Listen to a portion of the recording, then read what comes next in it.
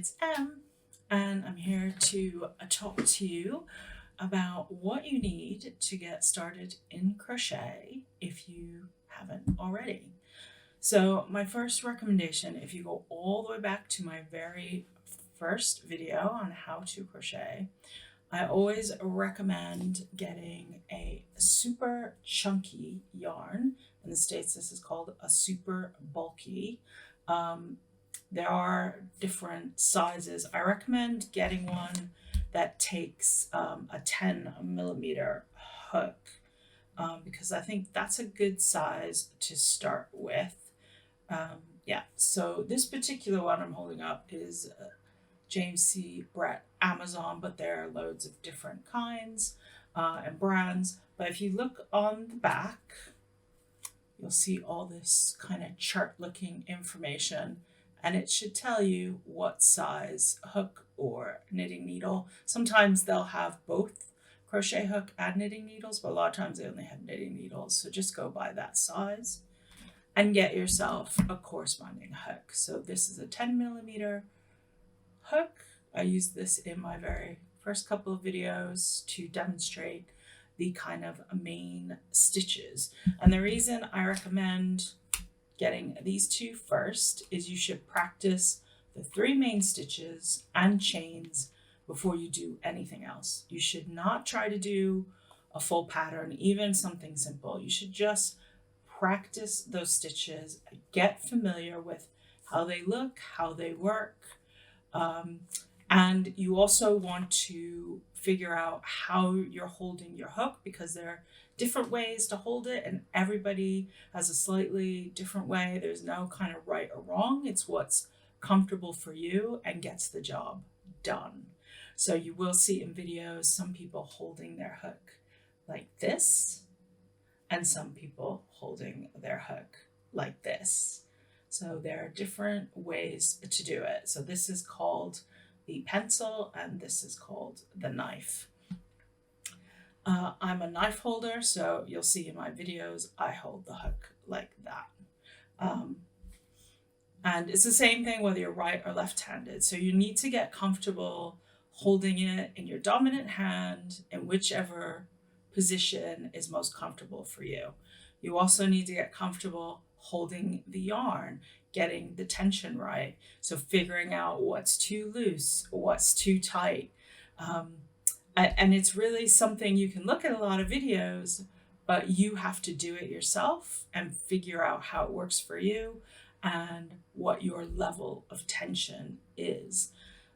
Because it is kind of a fine line. You don't want it too loose where your garment, your piece works up much bigger than it's supposed to and the stitches are very loose, and you don't want it so tight that you can barely get your hook through the loops and you end up causing pain in your hands and your fingers, and your piece is much smaller than it's supposed to be.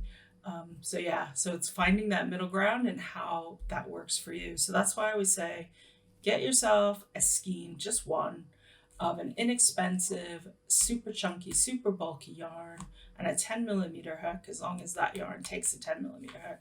Try to avoid anything that goes over a 10 millimeter, because anything too big might feel a bit unwieldy to you at first, and anything smaller than that just may not be good enough to learn with. I mean, you can try it. I learned how to do it on a 5 millimeter hook, but I've since kind of thought for training purposes, it's actually better if someone use a slightly larger hook. So the 10 millimeters is kind of perfect. It's not too big, it's not too small, it's just right. Goldilocks kind of area.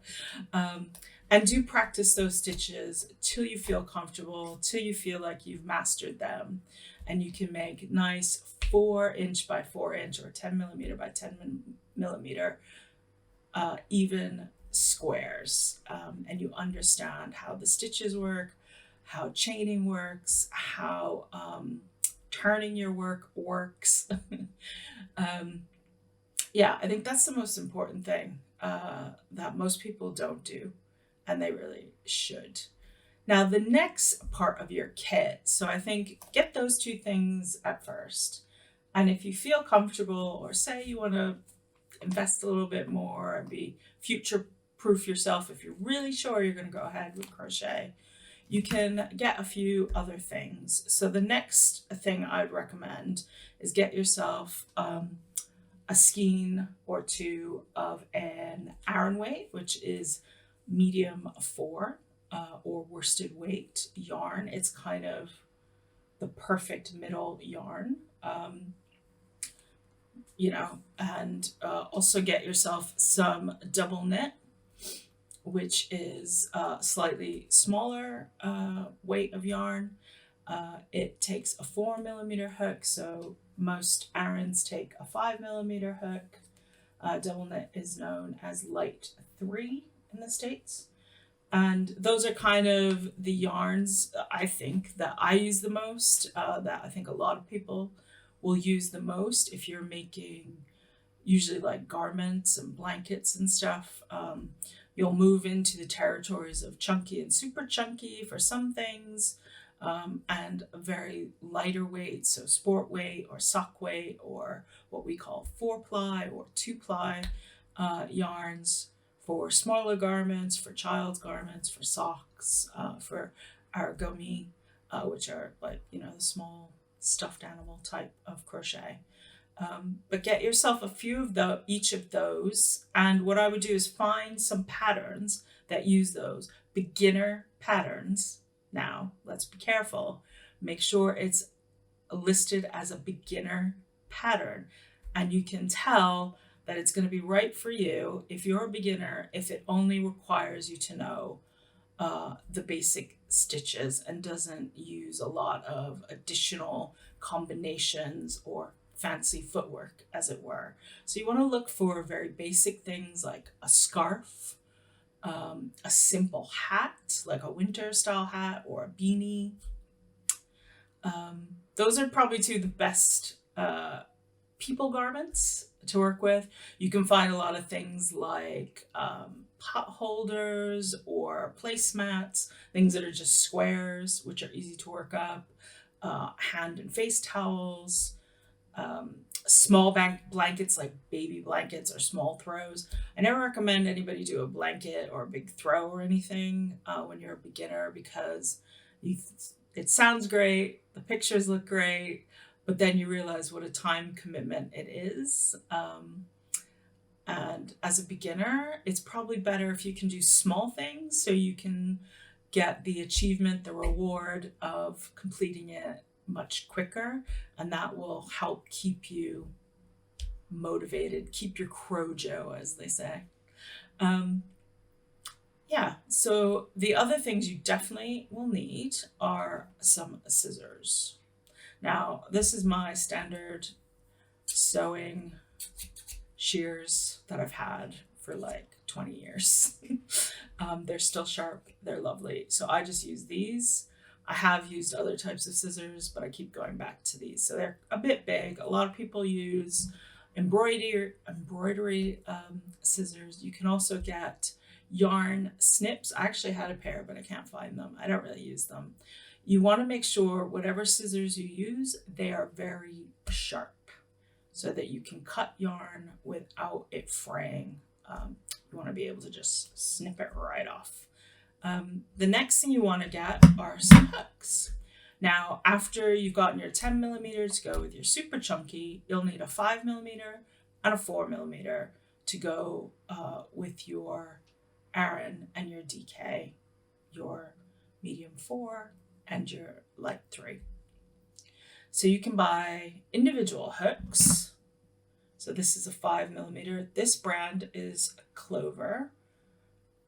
And I recommend these if you're going to buy single hooks. You can buy sets of these. So different sizes from small to big. This was the first hook I ever owned. And it was my favorite hook. They're quite good. They're ergonomic. They have a nice matte rubber handle. They have a good steel shaft so they don't snap. And I think they're calibrated quite well. So they're perfect hooks in my opinion. So if you want to spend a little bit more money, you want to invest a little bit more in your crochet, I recommend getting a set of these if you can, or just starting with one. You will also need a 4mm. I don't actually have a Clover 4mm. I don't know why. I've only bought them individually. I haven't bought a set of those yet, but I do have a Bella Coco one. Hers are clay handled. You can now get her hooks in the Crochet Society crochet box, which is a subscription box in the UK. I don't know if they ship to the US or not, but she's here on YouTube. She's quite well known in the UK crochet community. So I just have one of her hooks that I got free with the magazine. I have lots of other 4mm hooks, but I'm just using this as an example. You get yourself a Clover 4mm hook if you want. If you have a smaller budget like I did in the beginning, you can get yourself a Knit Pro Wave set. And this is these hooks go all the way down, I think, to 2mm, and then all the way up to 6mm. So it's a good starter pack. I think this was about £24 when I bought it. It's somewhere around there still in the UK. You can get it on Amazon. You'll see lots of knockoff ones that look exactly like it. But they're okay. Like, Knit Waves are fine hooks. When you're just starting out, you don't need to spend a lot of money on hooks. Just get some good basic hooks. These are kind of flat. These are flatter than the Clover ones, but they're also a matte handle with a steel shaft. They're perfectly fine. I don't see anything wrong with them. It was just as I got more experience with crochet, I decided to branch out and find fancier looking hooks. So, but this is totally fine. This is all I used like for the first couple of years, and it's perfect. Yeah, so if you do want a bunch of hooks, then I recommend getting a set like this if you can. The other thing you will need is a good old garment measuring tape. So a loose one like this. Mine is nicely laminated, so it doesn't fray. It's got nice metal ends, so it's easy to measure with. And you will need this if you're going to make garments for yourself or for other people. Even not, it's good. You can hold your chain up to it and know that you've got the right size chain for whatever it is you're making. This is kind of indispensable in crochet. And then the other things you will need some yarn needles. They're called different things. Sometimes they're called hand needles. What was the other word I saw for them? Not embroidery needles. I forget. But these are because they have the larger eye. So if you can see there, they have a much larger eye for the yarn. Now this is a pack. This is a plastic set with different sizes that I've got. I think this is Prim, but you can get metal ones as well. You can get something like this, this is the Core Bond multi-purpose needles. These are all metal, but you see the ones there have the larger hooks, larger eyes, sorry. And yeah, so you can get loads of different size ones. So I do recommend if you can get a little set which has different sizes in it. That's good because obviously the smaller the yarn you're working with, the smaller the eye you want, and also the smaller the shaft of the needle you want to go through whatever it is you're sewing up. So you use that usually at the end to sew in your ends or to sew the item together. And the other indispensable thing you must have is some kind of marker. These are used in knitting, these are used in crochet, any kind of yarn work, you're gonna need this. So these are the ones I use. These are Prim. So these are kind of circular ones. They hook onto the yarn.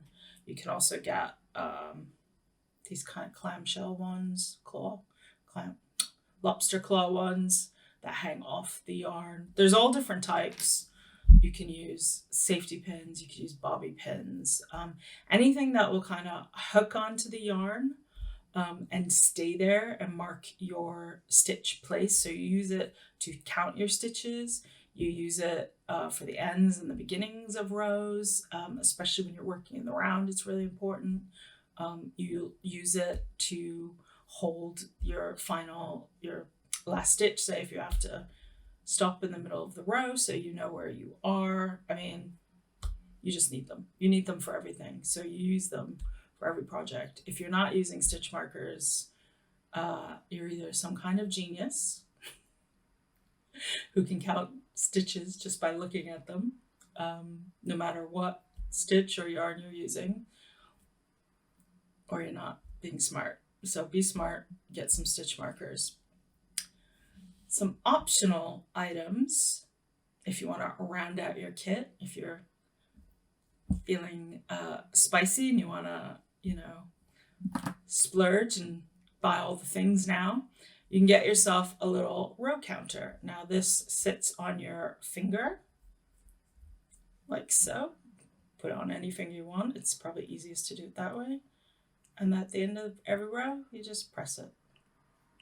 And that way, you know how many rows you've done.